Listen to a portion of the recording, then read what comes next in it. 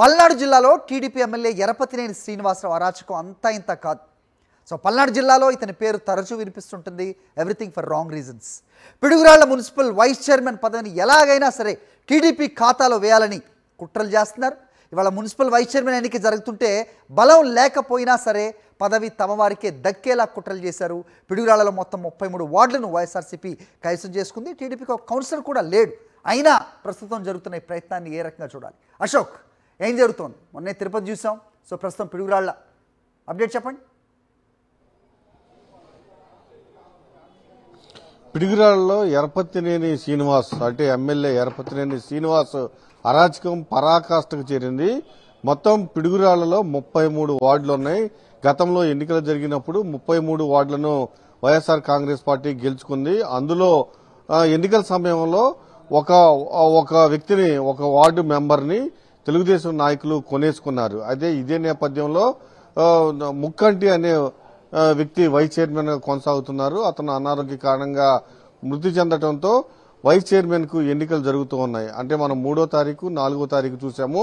3వ తారీఖు వైఎస్ఆర్ కాంగ్రెస్ పార్టీ అంటే మొత్తం 33 మంది వైఎస్ఆర్ కాంగ్రెస్ పార్టీ కౌన్సిలర్లుంటే ఒక వ్యక్తిని వాళ్ళు లాక్కున్నారు. మిగిలిన 32 మంది వైఎస్ఆర్ కాంగ్రెస్ పార్టీలో ఉన్నారు. అయితే ఆ వ్యక్తిని వైస్ చైర్మన్ చేయడానికి తెలుగుదేశం ఎమ్మెల్యే అరాచకం సృష్టిస్తున్నారు. దాదాపు గత 10 రోజుల నుంచి మనం చూస్తున్నాం.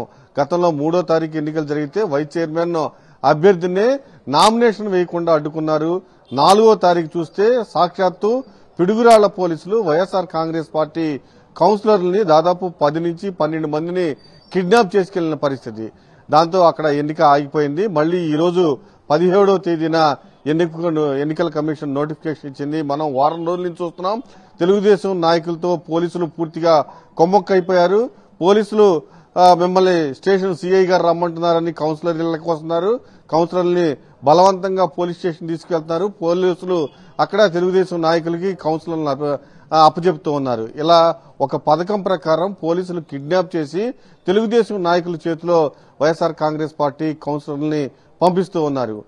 దాంతో పాటుగా మునీరా అనే 29వ వార్డు కౌన్సిలర్ మునీరా వారం రోజుల నుంచి వాళ్ళ కుటుంబ సభ్యులను తెలుగుదేశం నాయకులతో పాటు పోలీసులు బెదిరిస్తూ ఉంటే దంపతులిద్దరూ అజ్ఞాతంలోకి వెళ్లిపోయారు. నిన్న సాయంత్రం వాళ్లకు సంబంధించి 2 నిర్మాణాల్లో ఉన్న ఇళ్లను ప్రొక్లైనర్ తీసుకువెళ్లి అడ్డంగా మున్సిపల్ అధికారులు తెలుగుదేశం నాయకులు కూల్చేశారంటే పిడుగురాళ్లలో ఎంత అరాచకమైన పాలన కొనసాగుతుందో అర్థమవుతుంది.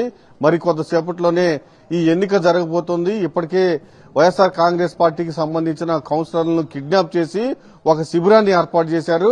మరొక వైపు వైఎస్ఆర్ కాంగ్రెస్ పార్టీకి సంబంధించి ఎవరైతే కౌన్సిలర్ ఉన్నారో వాళ్ళంతా మరికొద్ది సేపట్లోనే పార్టీ కార్యాలయానికి చేరుకోవడానికి సిద్ధంగా ఉన్నారు. కానీ తెలుగుదేశం నాయకులైతే బరి తెగించారు, బెదిరించారు. చివరికి ఇళ్లను కూడా కూల్చేసిన పరిస్థితి. ఎంత అరాచకం చేసి అసలు బలం లేదు, ఒక్క క్యాండిడేట్ కూడా వాళ్ళకి లేడు. కానీ ఈ ఎన్నికల్లో వాళ్ళు ఎవరైతే చూపించారో వాళ్ళ అభ్యర్థిని వైస్ చైర్మన్ గా చేసుకోవడానికి దాదాపు 10 రోజుల నుంచి పిడుగురాళ్లలో హింసరచన కొనసాగిస్తున్నారు ఎరపతినేని శ్రీనివాస్. హరి. ఓకే అశోక్, సో అది పిడుగురాళ్ల పరిస్థితి. మొత్తం ఏపీలో కూటమి నేతల అరాచకాలు ఈ రకంగా కొనసాగుతున్నాయి.